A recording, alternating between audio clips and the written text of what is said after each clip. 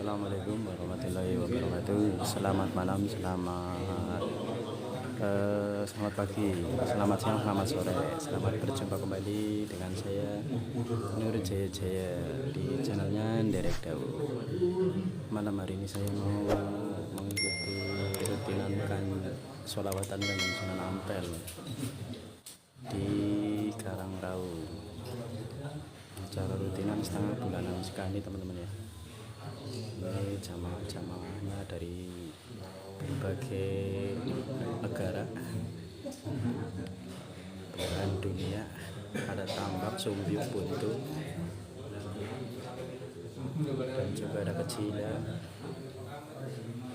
Ini masih ada jamaah yang lain mungkin belum pada hadir. Ada Karangsanam, ada Karanggedang, ini ada Pak Mariono, Pak Slamet Karanggedang, dan juga ini dari Karangsanam, dan masih banyak lagi ya teman-teman yang belum pada hadir.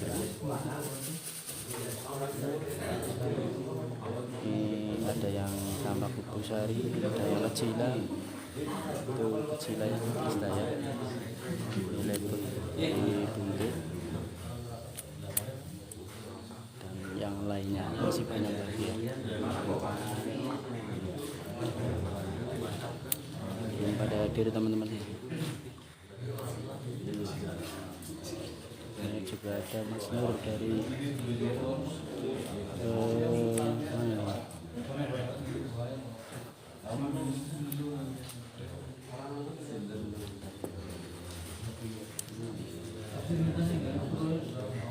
lupa Mas Nur dari mana ya. Mas Nur ngendi ya, Mas Lebet? Mas Lebet? Mas Nur ngendi ya? Nur kae. Oh iya Samangir. Lupa. Samangir. Oke, nanti lanjut kita mungkin ada ngaji-ngaji ya teman-teman. Posisi saya lagi di Pondok Karangrau untuk yang kesekian kali.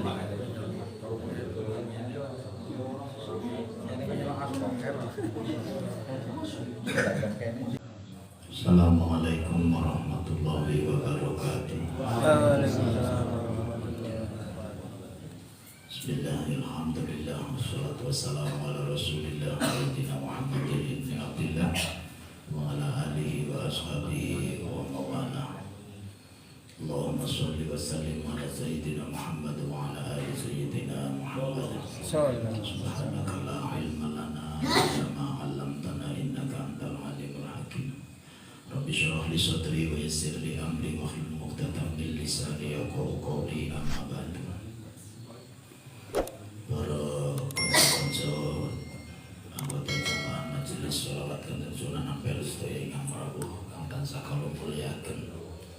Dinangkong dumateng Sohibul Hajat, Sohibul Bait, Sohibul Ma'ad, Puspanani sakeluarga besaripun ingkang kula mulyaken. Saha sedaya para rawuh, moga langkung rumiyin sarengan kita bersyukur ngarsanipun Allah Ta'ala. Nanti peparingipun kenikmatan kita sedaya dari dalu menika saged sareng-sareng netepi rutinan setengah bulanan. Mugi-mugi senantiasa kawontenan boten maksimal secara jumlah keraton kawontenan Jawa.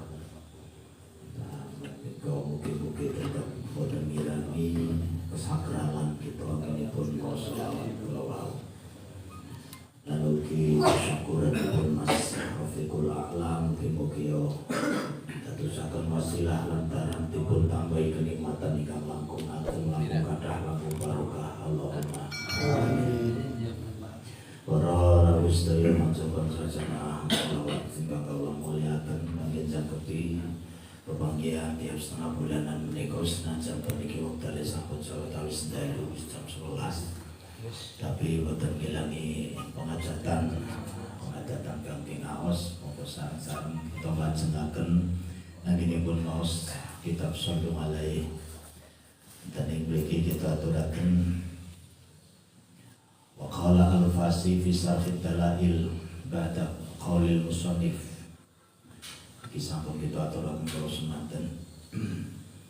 Ngendika sapa Imam Al-Fasi fi Sarfid Dalail ing dalam mensyarah kitab Dalailul Khairat ba'da qaulil musannif sawise pengendikane musannif. Mereka Syekh Al-Fasi ngendikaken wahya min ahamil muhimmat liman yuridul qurba min rabbil arbab.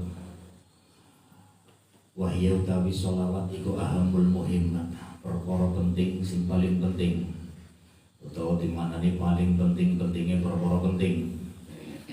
Liman kedue wong, bagi orang yuridu sing ngarepaken, orang yang menghendaki al-qurba untuk dekat dengan Allah min rabbil arbab saking pangerane para gusti. Rabbil arbab niku pangerane para gusti. Jadi sholawat adalah sesuatu yang paling penting di antara yang penting bagi orang yang dia menghendaki untuk bisa mendekatkan diri kepada Allah Subhanahu wa ta'ala. Wajhu ahimmatis sholati ala nabiyyi fi haqqi man yuridul qurba min maulahu min wujuhin. Arah pandang pentingnya sholawat ing atase Kanjeng Nabi. Wajhu ahimmatis sholati ala nabiyyi fi haqqi man, bagi orang yang menghendaki untuk bisa dekat dengan Allah dari maulahu, dari bendarane, iku min wujuhin, dari berbagai arah pandang, cara pandang kenapa sholawat ini menjadi satu hal yang paling penting dalam hal untuk mendekatkan diri kepada Allah. Yang pertama, minha setengah saking wujuh ma utai perkara fiha kang tetep ing dalam sholawat minat tawassuli saking lantaran ilallahi ta'ala saking Gusti Allah ta'ala bihabibihi kelawan kekasih Allah wa mustafahu lan wong kang den pilih dening Allah. Waqad qala Allah ta'ala, lan teman-teman Allah menika wis ngendika wabtaghu ilaihil wasilata, wabtaghu padha golek ana sapa sira kabeh ilaihi maring Allah al wasilata ing lantaran. Jadi setengah saking dari pentingnya cara pandang betapa pentingnya sholawat untuk mendekatkan diri kepada Allah, yaitu karena di dalam sholawat itu ada tawassul, ada lantaran kepada Allah, ada perantara kepada Allah. Dengan menggunakan perantara itu adalah Habibi, kasih Gusti Allah wa mustafahu, dan orang yang dipilih oleh Allah. Maka aqrabul wasail ilallah niku Kanjeng Nabi Muhammad sallallahu alaihi wasallam. Orang yang paling dekat untuk ditawasuli dengan Allah, kepada Allah, itu adalah Kanjeng Nabi. Sedangkan Allah sendiri dalam Al-Qur'an memerintahkan wabtaghu ilaihil wasilah, wabtaghu padha golek sapa sira kabeh, carilah ilaihi maring Gusti Allah, dalam temuju maring Gusti Allah al wasilah ing lantaran. Ya Allah yang memerintahkan. Wala wasilata ilaihi aqraba wala a'dhama min rasulihil akram. Dan tidak ada wasilah, tidak ada lantaran ilaihi maring Gusti Allah ta'ala aqraba ingkang kang luwih per, kang lebih dekat, wala a'dhama dan lebih agung min rasulihi, dibanding dengan keutusan Allah al-akrami kang mulia sallallahu alaihi wasallam. Jadi tidak ada yang dijadikan untuk lantaran bisa sampai kepada Allah yang terdekat, yaitu kecuali utusannya Allah yang mulia, yaitu junjungan kita Nabi Muhammad sallallahu alaihi wasallam. Maka orang bersolawat, dia menggunakan satu hal yang sangat penting dalam rangka mendekatkan diri kepada Allah, yaitu dia memilih sesuatu yang paling dekat dengan Allah untuk dijadikan lantaran, dijadikan wasilah untuk sampai kepada Allah. Wa minha, dan itu setengah saking wujuh, cara pandang kenapa wasilah, kenapa sholawat ini menjadi satu hal yang penting untuk mendekatkan kepada Allah. Anallaha ta'ala, bahwa sesungguhnya Allah subhanahu wa ta'ala iku amara nabiha, memerintahkan kepada sapa Allah na ing kita biha kelawan bersolawat. Wa haddana lan dorong sapa Allah, gegerai basa kuno. La haddana lan gegerai sapa gegerai sapa Allah ing kita ngalaiha ing atas sholawat. Kenapa Allah memerintahkan dan Allah mendorong untuk bersolawat. Tasyurifan krono minangka mulyakaken lahu maring Kanjeng Nabi Muhammad sallallahu alaihi wasallam, wa takriman dan juga karena mulyakaken maring Kanjeng Nabi. Allah itu sangat suka, Allah itu paling seneng nek kaulane yang paling dia kasih yuwi Kanjeng Nabi itu dimuliakan. Maka Allah memerintahkan kepada kita, amarona biha, untuk bersolawat biha, kelawan bersolawat, wahadona, dan juga sangat mendorong agar kita memperbanyak bacaan solawat. Ini mengapa menjadi salah satu cara pandang solawat itu penting dalam rangka mendekatkan diri kepada Allah, karena ini perintah dari Allah, didorong oleh Allah supaya memuliakan kekasih Allah, memuliakan orang yang paling dimuliakan oleh Allah, yaitu junjungan kita Nabi Muhammad sallallahu alaihi wasallam. Wa tafdilan, dan juga krono mengutamakan, wa ta'zim lan krono mengagungaken Allah itu sendiri. Memerintahkan kepada orang-orang yang beriman dengan kalimat ya ayyuhalladzina amanu shallu alaihi wa sallimu taslima. Itu di dalamnya terkandung tafdilan sebagai untuk mengutamakan Kanjeng Nabi, wa ta'ziman, dan juga mengagungkan Nabi. Allah sendiri mengagungkan Nabi, bagaimana dengan kita sebagai seorang umat. Maka di sini menjadi sangat penting bagi kita sebagai umat Kanjeng Nabi yang sangat berharap kepada Allah, berharap kepada Rasulullah, karena itulah tujuan kita, Allah dan Rasulnya. Maka ketika kita bersolawat, kita dikenal oleh Allah. Kenapa kita dikenal oleh Allah? Yang pertama, karena kita melaksanakan perintah Gusti Allah. Perintah Allah kita laksanakan dengan perintah shollu alaihi wasallim wa taslima. Di samping itu, kenapa kita dikenal dengan sholawat kepada Kanjeng Nabi dikenal oleh Allah? Jelas, karena dengan kita bersolawat satu kali kepada Kanjeng Nabi, Allah memberikan sholawat, membacakan sholawat untuk kita 10 kali. Maka pasti orang yang membaca sholawat itu dikenal oleh Allah, karena dengan dalil bahwa Allah akan bersolawat kepadanya. Maka Allah kenal dengan bersolawat, Kanjeng Nabi kenal dengan kita bersolawat. Kanjeng Nabi bagaimana bisa kenal dengan kita? Karena Kanjeng Nabi sendiri mengendikakan bahwa ada malaikat yang melaporkan setiap bacaan sholawat yang dibaca oleh lesan-lesan dari umatnya. Dilaporkan inna fulan bin fulan yusalli alaika, bahwa sesungguhnya si fulan, anak dari si fulan, berarti orang tua, kedua orang tuanya juga disebutkan namanya. Maka Kanjeng Nabi pasti kenal dengan orang yang bersolawat. Namanya akan dikenal oleh Kanjeng Nabi, namanya dikenal oleh Allah Subhanahu wa ta'ala. Wa arjah wa wa'ada man istamalaha husnal ma'ab. Wa wa'adalan janjiakan sapa Allah man ing wong istamalaha kang berusaha mengamalkan bersolawat, mengamalkan solawat ini, husnal ma'abi ing panggonan bali kang bagus, ing baguse panggonan bali. Jadi Allah menjanjikan bagi orang yang bersolawat, orang yang berusaha, istamalaha, berusaha untuk senantiasa mengamalkan solawat, husnal ma'abi ing baguse panggonan bali. Ini janji Allah. Dan Allah, innallaha la yukhliful mi'ad. Allah tidak akan mendustai janjinya, nulayani janjinya. Terus Allah juga menjanjikan wal fawza bi jazilis thawab. Allah menjanjikan lagi bagi orang yang bersolawat al fawza ing kabjan bi jazilis thawabi, kelawan agunge ganjaran. Fahiyah mongko utawi solawat iku min anjahil a'mali, saking luwih bejo-bejone piro-piro ngamal. Anjah itu maknanya sukses, yang paling penak. Maka amal yang paling sukses adalah amal sholawat, karena di situ tidak ada syarat apapun, tidak ada penyakit belas. Ngamal sholawat isbawaton diunekena, dilafalaken niku pun dadi ora ditakoni ikhlas dan sebagainya. Wa arjahil aqwali, dan juga arjahil a'mal, aqwal luwih onjo-onjone pira-pira ucapan. Di antara ribuan ucapan yang kita ucapkan dalam setiap harinya, dan itu semua tercatat sampai ila yaumil qiyamah.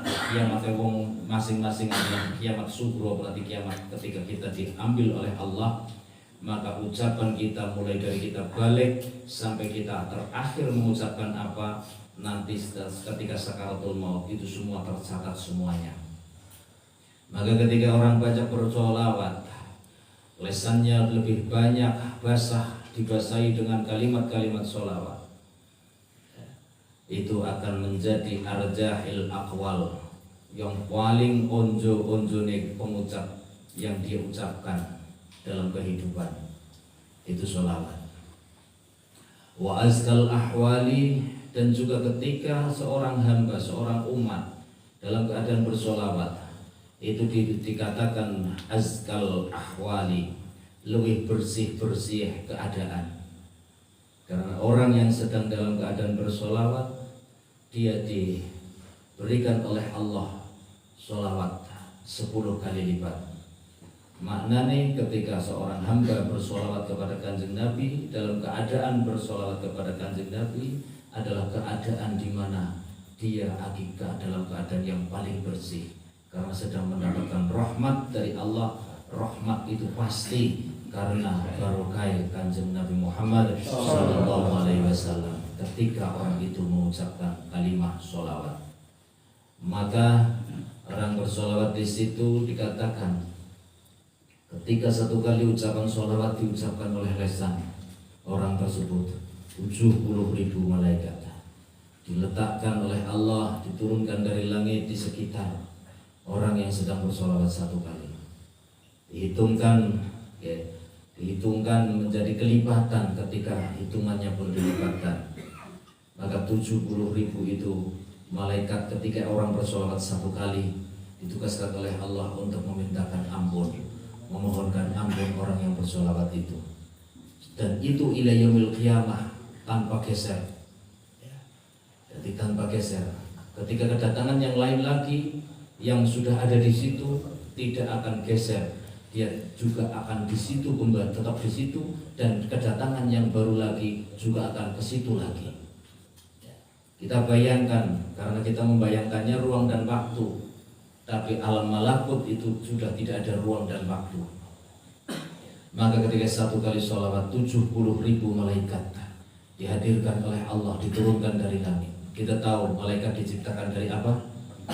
Dari nur, dari cahaya. Maka ketika sholawat kita baca satu kali, 70.000 malaikat yang berupa cahaya itu akan diletakkan di sekitar orang yang sedang bersolawat itu. Dan ketika dia masih baca sholawat lagi, 70.000 lagi. Terus, dan ketika sifat cahaya, sifatnya malaikat itu adalah terbuat dari cahaya, maka mempunyai sifat seperti cahaya itu sendiri juga. Maka ketika semakin banyak cahaya dikumpulkan yang berasal dari barokah maca sholawat, diturunkan malaikat 70.000 per hitungan sholawat satu, maka semakin banyak sholawat yang dibaca oleh seseorang, maka akan semakin menjadikan cahaya semakin membesar, cahaya semakin mencorong, dan itu akan menembus dinding-dinding, hijab-hijab. Ketika menembusnya adalah ke dalam diri orang yang bersolawat itu, akan menjadikan terang benderang dalam diri dan batinnya serta rohaninya. Ketika cahaya itu akan memancar keluar, maka akan menerangi di sekitarnya. Ketika cahaya itu akan menembus, akan memancar ke arah langit, maka cahaya dari barokah sholawat itu akan menembus dinding-dinding yang ada di langit, pintu-pintu langit, hingga sampai kepada Allah Subhanahu wa Ta'ala. Dan itu diisyarahkan oleh satu hadis yang disebutkan oleh Kanjeng Rasul, sing sapa wong ndonga lupa tidak bersolawat, maka doanya akan menggantung di awang-awang di antara langit. Hatta yusalli alayya, sehingga dia bersolawat kepadaku. Maka ketika orang itu berdoa disertai dengan solawat, maka maka sholawatnya akan tembus sampai menembus langit, sampai ke arasy Gusti Allah, bahkan sampai kepada Allah. Itu sholawat. Maka ina arjah wahya arjah min arjahil wa azkal wa ahwal. Maka keadaan terbaik seorang hamba, ya, sing paling bersih keadaan adalah ketika hamba itu sedang bersolawat maring Kanjeng Nabi. Siji, karena dimintakan ampun oleh malaikat sebanyak 70.000 setiap hitungan satu sholawat. Hajat-hajatnya diaminkan oleh malaikat itu. Dan mengapa dikatakan sebagai keadaan yang terbaik, keadaan yang terbersih? Karena satu keadaan orang yang sedang bersolawat itu menyamai keadaannya Allah, menyamai keadaannya tingkai para malaikat. Dengan kalimat innallaha wa malaikatahu yusholluna 'alan nabi, bahwa sungguhnya Allah dan para malaikat iku yusholluna, dengan fi'il mudhari' berarti bermakna sedang bersolawat dan terus bersolawat, sedang dan terus bersolawat kepada Nabi. Maka ketika seorang hamba melaksanakan perintah ya ayyuhalladzina amanu shallu, ya, ketika seorang hamba menyembadani panggilan Allah ya ayyuhalladzina amanu shallu, berarti dia sedang bergabung dengan keadaan Allah, dengan tingkah Allah yang sedang bersolawat bersama para malaikat. Ada keadaan mana yang melebihi kebersihannya, azka, ya, paling bersihnya, ya, dibandingkan dengan keadaan seorang hamba, ya, yang sedang menyamai dengan Gusti Allah tingkah dan amaliyahnya, yaitu sedang mengamalkan sholawat sama dengan yang sedang diamalkan oleh Allah dan para malaikat. Disitulah maka disifati wa azkal ahwa wa ahdal qurubat. Dan sholawat itu sendiri dikatakan di sini luweh akeh bagiane anginipun mendekatkan diri, takorub maring Gusti Allah. Orang yang bertakorub kepada Allah bisa menggunakan apa saja, segala macam kebaikan. Tapi sholawat di sini, itu ahdol itu sekali habdun, yaitu luwih ulih bagiane dalam mendekatkan diri maring Gusti Allah, itu dengan sarana kita bersolawat maring Kanjeng Nabi.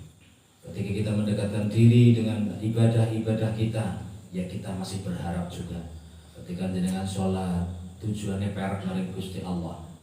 Maka ketika kita sholat di situ kita diberi kesempatan oleh Allah untuk menghormat kepada Allah. At-tahiyyatul mubarakatus sholawatut thayyibatulillah. Itu adalah gambaran bahwa kita sedang dekat dengan Allah, memberikan penghormatan, sebuah tahiyyah kepada Allah. Akan tetapi harus diingat ketika tahiyyah kita di dalam sholat yang menggambarkan betapa dekatnya kita dengan Allah, ya, bahkan disifati oleh Kanjeng Nabi sendiri aqrabu min hablil warid. Seorang hamba itu bisa dekat dengan Allah. Allah itu bisa sangat dekat dengan hamba. Bahkan saking dekatnya Allah dengan hambanya, itu aqrabu, lebih dekat min hablil warid dibanding dengan otot gulu kiwe tengen. Saking dekatnya Allah.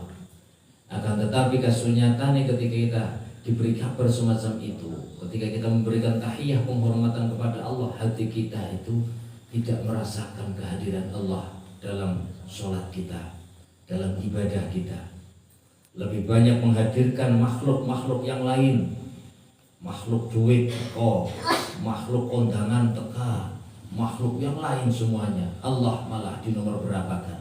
Itu menandakan kita untuk takarrub kepada Allah dengan sarana-sarana yang sudah dicawisake. Itu terkadang bukan sarananya yang tidak baik, tapi keadaan kita lah yang begitu sulit untuk bisa merasa dekat dengan Allah Subhanahu wa Ta'ala. Maka di situ sampai Gusti Allah memberikan rabithah. Kalian ketika menghormat kepadaku berupa at-tahiyyatul mubarakatus sholawatut thayyibatulillah, memberikan penghormatan kepada Allah, dan di situ sedang memberikan pengalem bono maring Gusti Allah, ngalem maring Gusti Allah, at-tahiyyah, hormat, penghormatan, segala kebaikan. al-mubarakatuh yang terus bertambah kebaikannya, at-thayyibatu yang baik-baik, as-sholawatu yang penuh dengan rahmat, iku lillah kagungane panjenengan Gusti Allah. Akan tetapi di situ tidak akan sampai penghormatan itu ketika kita tidak mempunyai rabithah. Rabithah adalah sambungan, dan di situ kita diberikan kesempatan untuk menyambung. Karena untuk sampai sendiri kepada Allah, Allah tahu. Maka di tahiyat sholat kita pun diberikan kesempatan untuk berrabithah, agar penghormatan kita, agar pengalembono kita yang kita tujukan kepada Allah itu bisa sampai kepada Allah. Maka dibutuhkan rabithah, penyambung. Maka di situ diberikan kesempatan, assalamu alayka ayyuhan nabiyyu wa rahmatullahi wa barakatuh. Itu adalah bukti bahwa untuk sampai kepada Allah kalian semua sangat sulit, tapi dengan bertawassul, berrabithah, ada sambungan yang bisa menyambungkan perantara kita dengan Allah, yaitu Kanjeng Nabi, orang yang paling dekat dengan Allah. Di situ digambarkan kita meluluk salam kepada Kanjeng Nabi dengan kalimat assalamu alayka ayyuhan nabiyyu wa rahmatullahi wa barakatuh. Di situ juga ada pelajaran bahwa hadirnya Kanjeng Nabi itu nyata. Diceritakan oleh Allah Kanjeng Nabi itu bisa hadir kepada semua umatnya. Dengan digambarkan kita untuk bersolawat kepada, untuk beruluk salam kepada Kanjeng Nabi di tahiyat itu dengan kalimat mukhatab, kalimat yang ngabok assalamu alayka, bahwa Kanjeng Nabi panjenengan Nabi mugi-mugi tansah pikantuk keselamatan kawilujengan. Assalamu utawi keselamatan iku alaika, mugi tetep ing ngatasé panjenengan Kanjeng Nabi. Ayyuhan nabiyyu, wahai nabi, berarti nabi Kanjeng Nabi niku senantiasa ngrawuhi wong sing dos sahabat nglampahi salat, dengan digambarkan kita beruluk salamnya dengan kalimat mukhatab. Tidak assalamu alaihi, tapi assalamu alaika. Alaika berarti panjenengan, ayyuhan nabi, wahai nabi, wa rahmatullah, dan rahmatnya Allah juga semoga untuk panjenengan, wa barakatuhu, dan keberkahannya Allah, tambah-tambah kebaikan dari Allah semoga tetap untukmu wahai nabi. Berarti Kanjeng Nabi rawuh. Akan tetapi karena kotornya batiniah kita, karena gelapnya mata batin kita, gelapnya mata hati kita, maka kita tidak diperkenankan untuk bisa menyaksikan kehadiran Kanjeng Nabi, manusia suci. Bahkan beliau pun setiap kita sholat itu beliau hadir ya. Maka kita tertolong kemarin sore, beberapa waktu yang lalu, mulai 12 Maulud, kita diberikan kesempatan oleh beliau Sohibus Sanad Kiai Mas, karena beliau tahu betapa kita butuh sekali untuk bisa dekat dengan Kanjeng Nabi. Syukur sebagai ukuran kita sebagai orang umat yang bisa mencintai Kanjeng Nabi, orang yang punya dalam hatinya ada rasa cinta, bibit-bibit cinta kepada Kanjeng Nabi, itu pasti aktsara min dzikrihi. Man ahabba syai'an aktsara min dzikrihi. Ini rumus. Barang siapa yang mencintai sesuatu, maka orang itu akan sering mengingat dan menyebut-nyebut sesuatu yang dia cintai itu. Maka ketika kita ngaku senang maring Kanjeng Nabi, walaupun itu mungkin bisa hanya berupa pengakuan, maka perbanyaklah kita menyebut asmane Kanjeng Nabi di dalam sholawat. Kita berharap semoga dengan kita memperbanyak nyebut asmane Kanjeng Nabi dalam sholawat, senajan atau mungkin belum tumbuh dalam hati kita cinta maring Kanjeng Nabi, itu minimal barokah wong akeh kuli nyebut asmane sesuatu, itu nanti oleh Allah akan diberikan, ditumbuhkan rasa mahabbah, rasa kecintaan kita maring Kanjeng Nabi Muhammad sallallahu alaihi wasallam. Jadi saling berkolaborasi, kon ngekehna maca sholawat minangka wujud rasa mahabbah maring Kanjeng Nabi. Tapi terkadang ya wis berusaha ngekehna, tapi faktane urung cinta maring Kanjeng Nabi. Karena yang dinamakan cinta di dalam hati, bersemayamnya ada di dalam hati, dan cinta itu butuh pengorbanan. Ini rumusnya, cinta butuh pengorbanan. Bukannya cinta itu kita berharap, tapi cinta lebih condong kepada pengorbanan. Maka ketika kita menumbuhkan rasa cinta kita maring Kanjeng Nabi, maka wujudkan dengan pengorbanan kita kepada Kanjeng Nabi semampu kita. Maka kita harus bersyukur kepada Allah diberikan satu kesempatan. Korbane sing ora pati angel-angel, mingkor lambene kon maca sholawat. Jajal umpama oleh korban ben buktek nak senenge maring Kanjeng Nabi kaya nalika zaman sahabat Abu Bakar. Niku sebagai wujud kecintaan ikan ke sahabat Abu Bakar maring Kanjeng Nabi. Mungkin awake dhewe melayu mundur balik kanan gasik. Karena digambarkan sahabat Abu Bakar saking cintanya kepada Kanjeng Nabi, dia adalah orang terpandang di suku Quraisy, tokoh yang sangat dipandang di suku Quraisy. Dan dia seorang pengusaha yang kaya raya, orang sangat terpandang. Ketika dia sudah menumbuhkan rasa kecintaan maring Kanjeng Nabi dan orang-orang Quraisy sangat menentang maring Kanjeng Nabi, dia relakan semua pandangan-pandangan orang-orang yang menjadikan dia orang terpandang, dengan merelakan itu semua. Wis ora dadi wong terpandang nang gone wong Quraisy apa-apa, sing penting aku iso perek karo Kanjeng Nabi. Harta benda, karena dia orang yang sangat sukses dalam bisnis, otomatis ketika dia menjadikan dirinya begitu dekat dan cinta dengan Kanjeng Nabi, bisnis saya mulai relasinya do mundur. Para relasi bisnis karena kebanyakan juga orang Quraisy niku do mundur, otomatis ada pengaruh besar.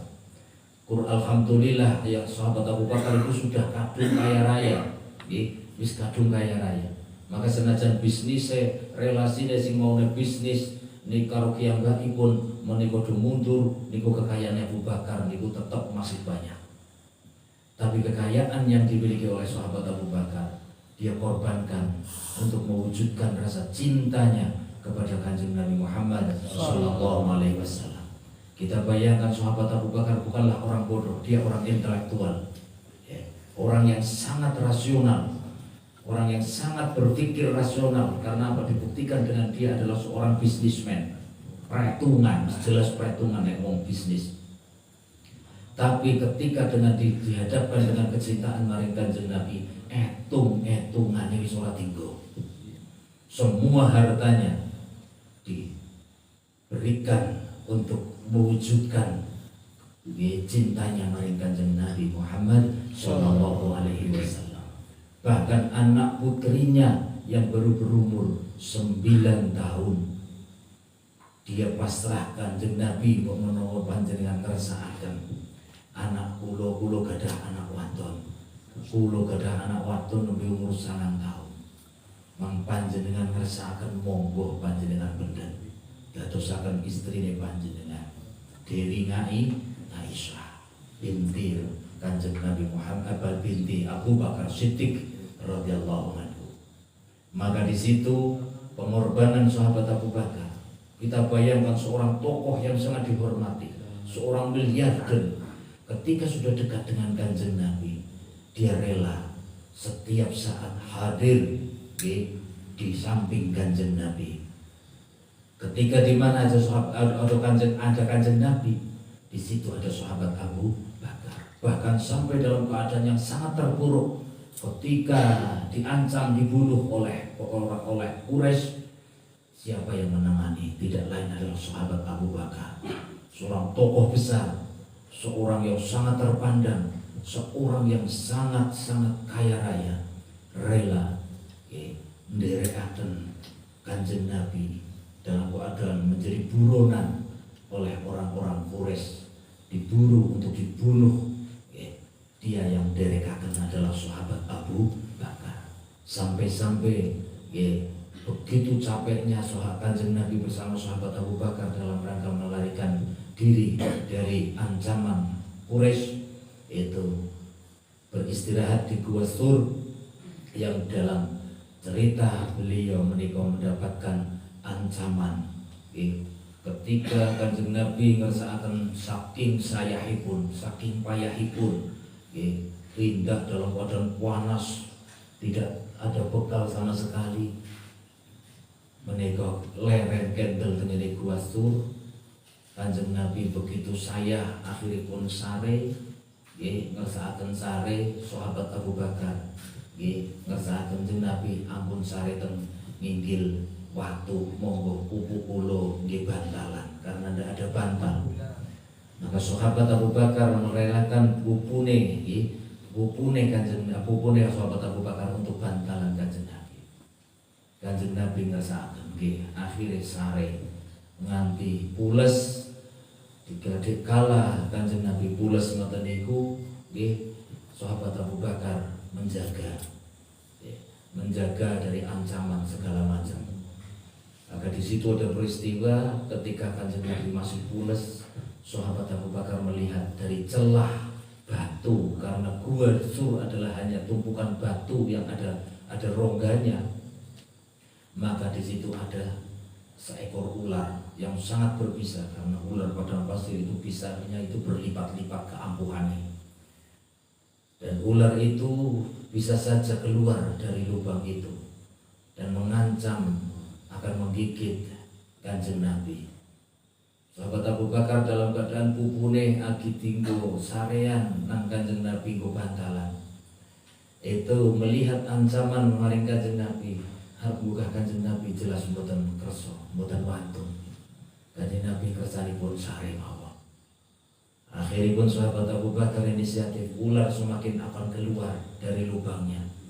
Maka kaki yang satu dari sahabat Abu Bakar dia gunakan untuk menutup lubang itu dengan resiko yang sangat pasti. Dengan menutup lubang yang akan untuk keluar ular yang berbisa itu, pasti dia akan digigit. Sahabat Abu Bakar tahu resikonya seperti itu. Dan ketika dia digigit ular itu, resikonya pun dia tahu. Dia terancam nyawanya karena ular itu sangat berbisa.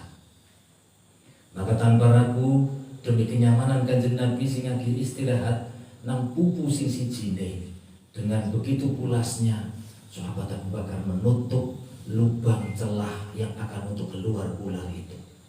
Maka sekali dia menutupkan, maka benar ular itu menggigit telapak kaki sahabat Abu Bakar. Dan ular itu begitu berbisa, dalam hitungan detik kaki sahabat Abu Bakar membiru, tubuh mulai gemetar, karena pengaruh bisa yang begitu kuat. Dia bertahan dalam keadaan Kanjeng Nabi masih pules. Pupu sing sijine tetap bantalan Kanjeng Nabi. Dia menahan rasa sakit yang begitu luar biasa karena pengaruh dari bisa yang digigitkan oleh ular itu. Setelah terus berjalannya waktu dalam hitungan detik, dalam hitungan menit, karena ular yang berbisa itu hanya dalam hitungan menit, maka pengaruhnya tubuh gemetar sahabat Abu Bakar. Keringat dingin mulai menetes. Karena keringat dingin menetes inilah akhirnya ada salah satu tetesan keringat dari gemetarannya sahabat Abu Bakar menahan rasa sakit karena digigit oleh ular itu. Ada yang menetes maring Kanjeng Nabi sing saweg bantalan tenggene pupune sahabat Abu Bakar yang satu. Akhirnya Kanjeng Nabi wungu tanpa dibangunkan oleh sahabat Abu Bakar karena memang mboten ngersakaken membangunaken Kanjeng Nabi sing dalam keadaan lagi sare. Akhirnya Kanjeng Nabi wungu. Kaget sahabat Abu Bakar, kok seriramu kan nopo sahabat Abu Bakar, kamu kenapa? Kok dalam keadaan seperti itu? Mboten nopo-nopo. Kanjeng Nabi, sing penting jenengan pun sakit sare niki wau. Ayo aku iso turu penak banget. Tapi kowe kok ngono kuwi? Kulitmu kok do biru apa? Akhirnya diceritakan dalam keadaan gemetar karena begitu sakit yang dia tahan. Akhirnya Kanjeng Nabi beriso, niku sedang karena merasakan sakit karena pengaruh ular yang berbisa tadi. Akhirnya pun dengan karomah, dengan mukjizatnya Kanjeng Nabi, barang diceritakan bahwa dia digigit ular untuk menyelamatkan Kanjeng Nabi. Nego Kanjeng Nabi akhirnya pun namun didamu, namun ditangani dengan Kanjeng Nabi. Akhirnya pun dalam sekejap Kanjeng sahabat Abu Bakar itu pulih dari ular berbisa itu. Dan dilihat adalah pengorbanan sahabat Abu Bakar. Kita bayangkan betapa sahabat Abu Bakar orang yang begitu tinggi dipandang oleh masyarakat Quraisy. Dia rela mengalami hal yang semacam ini demi Kanjeng Nabi. Maka itulah cinta, butuh pengorbanan. Dan kita diberikan oleh Allah satu hal yang sangat ringan sebenarnya, yaitu hanya untuk banyak memperbanyak sholawat maring Kanjeng Nabi sebagai rasa bukti cinta kita maring Kanjeng Nabi. Dan modal yang diberikan juga semuanya sudah diberikan oleh Allah. Berupa apa? Berupa waktu dan juga kemampuan lisan. Mau butuh apa lagi untuk alasan? Waktune diparingi nang Gusti Allah jenengane umur. Lesane diparingi nang Gusti Allah iso isi lambene sing bisa munggah medun. Ngonekna Allahumma sholli wa sallim ala sayyidina Muhammad isi bisa. Itu adalah satu perintah, satu kesempatan yang diberikan oleh Allah untuk bisa mencintai nabinya. Tidak harus berkorban seperti sahabat Abu Bakar, tidak harus berkorban seperti halnya sahabat Ali sing genteni peturune Kanjeng Nabi ketika Kanjeng Nabi akan dibunuh di malam itu. Sahabat Ali mengorbankan nyawanya. Nyawa sahabat Ali terancam ketika dia sare mapan sare nanggung pesarene Kanjeng Nabi sing malam itu akan digerebek oleh Quraisy, akan dibunuh. Ini adalah pengorbanan besar. Apakah seorang Sayyidina Ali orang yang tidak berpikir rasional? Jelas sangat berpikir rasional. Nanti Kanjeng Nabi ngendikakan ana madinatul ilmi wa ali babuha. Aku di kota ilmu, Ali ki sebagai lawang pintu gerbangnya. Orang mungkin seorang sahabat Ali, dia tidak tahu resiko ketika dia menggantikan tempat tidur yang untuk tidur Kanjeng Nabi di saat orang-orang Quraisy mengancam membunuhnya di malam itu. Dia pasti tahu resikonya, dia pasti memperhitungkan resiko itu. Tapi itu semua tidak dia perhitungkan, dia abaikan demi kecintaan yang maring Kanjeng Nabi Muhammad sallallahu alaihi wasallam. Maka rasional, akal ketika seorang sudah mencintai sesuatu itu pun akan hilang, tidak menjadi pertimbangan. Maka mudah-mudahan kula dengan maring Kanjeng Nabi dengan bersolawat ini niki tanpa perhitungan apapun, ojo kok petung nek nggo maring Kanjeng Nabi sholawat sing akeh. Sholawat sing akeh. Mumpung niki kula jenengan sami nabi dikawiti malih teng awal bulan Rabiul Awal, kita sambut dikhatami kala wingi. Niatkan dalam hati kita 1 tahun yang akan datang, mulai dari Rabiul Awal kelahiran Kanjeng Nabi di tahun ini sampai tahun yang akan datang, Rabiul Awal yang akan datang, kita perbanyak sholawat, semakin banyak, semakin banyak, semakin banyak, dan kondisikan hati kita hanya duweni pamrih siji, ya gue maring Kanjeng Nabi. Pamrih sholawat awake dhewe tujuane hanyalah maring Kanjeng Nabi. Wondene keutamaan-keutamaan yang lain yang dijanjikan oleh oleh para ulama dan oleh Kanjeng Nabi sendiri bagi orang yang bersholawat, anggaplah itu semua adalah bonus. Tapi sholawat kita tujukan menjadi tujuan kita dalam bersolawat adalah Kanjeng Nabi. Ngonek bis Kanjeng Nabi sebagai tujuan kita dalam bersolawat, yang lain pasti akan kita dapatkan. Dan mudah-mudahan Allah Subhanahu wa Ta'ala lantaran solawat, lantaran baikun Kanjeng Nabi, kita sedaya diberikan kekuatan zahir dan batin untuk senantiasa selalu mencintai Kanjeng Nabi dan senantiasa memperbanyak sholawat dalam setiap hitungan nafas yang masih diberikan oleh Allah, dalam setiap hitungan detak jantung yang diberikan oleh Allah, dalam setiap langkah yang masih diperkenankan oleh Allah untuk kita langkahkan. Maka niatkan untuk senantiasa kita warnai dengan sholawat maring Kanjeng Nabi Muhammad sallallahu alaihi wasallam, dengan harapan besar yaitu kita dekat, kita mendapatkan Kanjeng Nabi. Allahumma amin ya rabbal alamin. Ketika kita mendapatkan Kanjeng Nabi, maka yang lain-lainnya pasti akan didapatkan, karena Allah menciptakan segala sesuatu yang ada di alam raya ini tercipta dari nuri Kanjeng Nabi Muhammad sallallahu alaihi wasallam. Maka ketika kita sudah mendapatkan Kanjeng Nabi ini, yang lainnya pun pasti akan mengikuti. Maka dan awal akhir kata kekiranganipun kula nyuwun sehat kuning pangapunten sanes wekdal kita lajeng abad malih Kul akhiri wallahul muwaffiq ila aqwamit thoriq. Assalamualaikum warahmatullahi wabarakatuh.